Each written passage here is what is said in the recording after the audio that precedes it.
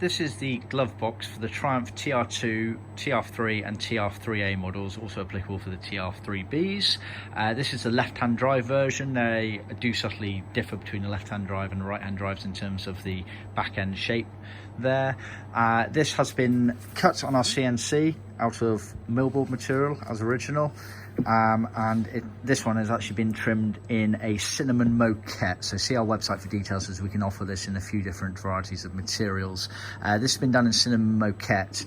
The customer over in America has ordered a full leather cinnamon trim kit, so everything's in leather, and moquette's a very high quality material, and he's had the door pockets on his doors in moquette as well, so we've matched this up. It gives a lovely overall finish on there.